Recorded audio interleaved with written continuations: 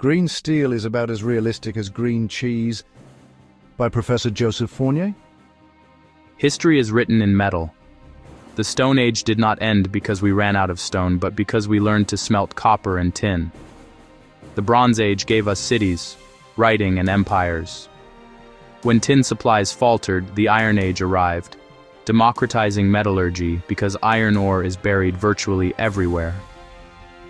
From the bloomeries of ancient India that produced legendary Wootz steel to Henry Bessemer's 1856 converter that slashed real steel prices by more than 80%, every great leap in living standards has rested on cheaper, stronger, more abundant iron and steel. Today, steel is the skeleton of modernity. Bridges, towers, cars, ships, wind turbines, hospitals, and the rebar holding up every concrete structure, including many apartments and condos. Around the world, the blast furnace, powered by a narrow band of high-quality metallurgical coal, produces roughly 1.4 billion tons of iron metal per year. It is the most energy-dense, capital-efficient way humans have ever discovered to turn rocks into civilization.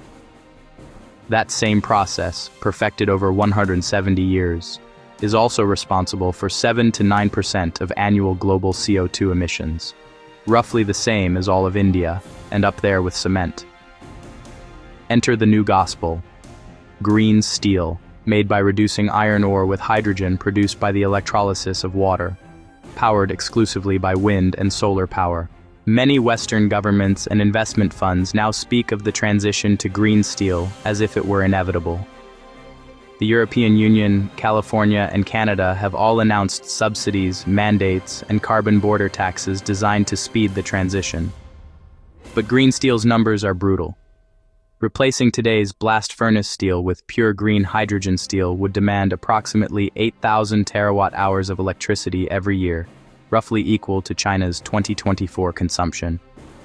Building the required electrolyzers, hydrogen storage systems, and wind and solar power fleets would cost trillions of dollars and consume quantities of copper, nickel, rare earths, and lithium that do not exist outside Chinese refineries and Russian mines.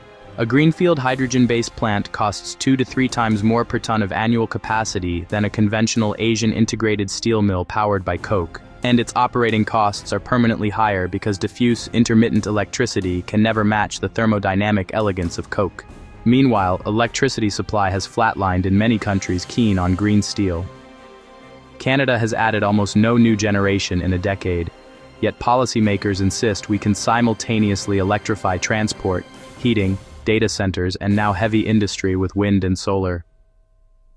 The voices loudly demanding we abandon metallurgical coal are strangely muted about handing Beijing and Moscow near total control over the critical minerals and manufacturing chains their preferred future requires.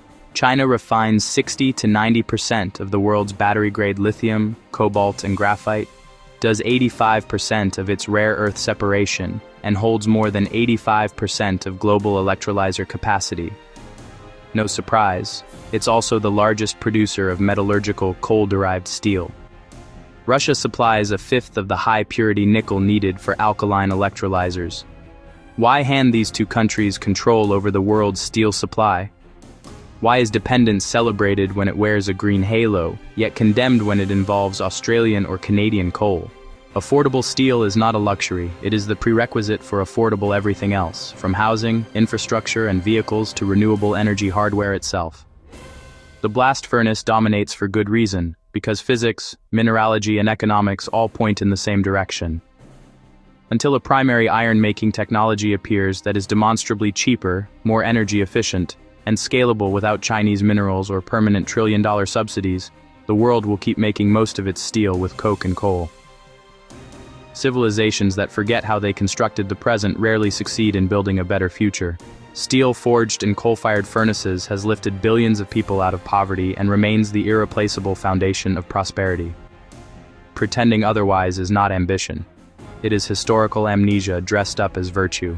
Until someone invents a replacement that does not require us to rewrite the laws of thermodynamics or surrender our industrial sovereignty, the road to tomorrow still runs through the blast furnace.